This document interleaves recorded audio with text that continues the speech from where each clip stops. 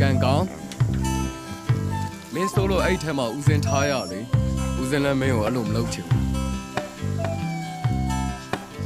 ဒါပေမဲ့ဆရာတော်ကခိုင်းလာပြီဆိုတော့ဦးစင်လောက်ရတော့မယ်မင်းကစိုးတာကိုကန်ကောင်းရဲ့မင်းအပြစ်နဲ့မင်းအဲ့မှာပဲနေခဲ့တော့ကွာ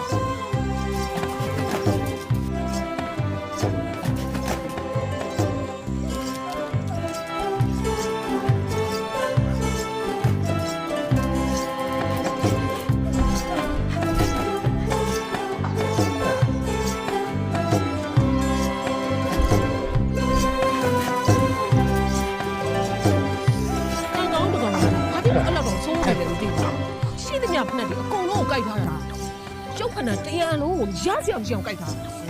ဦးစင်းလေးကကန်ကောင်းကိုလိုလိုက်ထားတာဗျာအေးဒီဟုတ်တယ်ဗျာခက်တာကန်ကောင်းကလည်းလေဦးစင်းစကားကိုပဲနားထောင်တာကျုပ်တို့ဆိုလို့ရှိရင်ဦးစင်းတော့ကတ်လူတော့မရဘူးဟိုကျုပ်တို့အမြဲတမ်းရံမှုတွေဒီကောင်တပြေးပြေးပို့ဆိုးလာပြီဗျာဦးမျိုးကလည်းဦးစင်းလေးကကန်ကောင်းကိုချစ်တော့သူ့ကိုဆိုဂယူးဆိုင်ပြီးကျင်လာတယ်လေအဲ့ဒါကြောင့်ကန်ကောင်းလေးကလည်းဦးစင်းစကားဆိုနားထောင်တာပေါ့ဟုတ်တယ်လေဦးတီတို့ကဦးစိတ်မရှိလို့ရှိရင်ကန်ကောင်းစူရာရအော်ရာတွေလို့တော့ तू ကမှတ်ထားပြီးပြန်အောင်တာပေါ့အမလေးဟုတ်ပါပြီ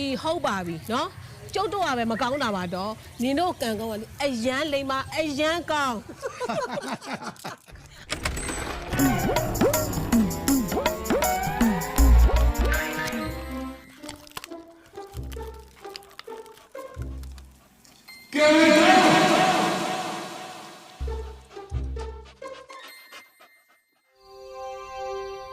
ကန်ကောင်းမင်းမလိမ့်မဟုတ်ကွာမင်းဘသူနဲ့မှလည်းမသိဘူးဦးစင်စကားလည်းနားမထောင်အရှင်စန္ဒကိုတော့စဉ်းစားစမ်းအင်ကုန်းရွာဆိုတာဒီကနေခြေချင်းခကြီးနဲ့2 ရက်နီးပါးလောက်သွားရတာလေအဲ့ဒီတော့ရအကြောင်းကလည်းလူမနေတာကြာပြီဆိုတော့ဖြစ်ပါမလားကိုတော်ရဲ့ဖြစ်မှာပါအရှင်မယား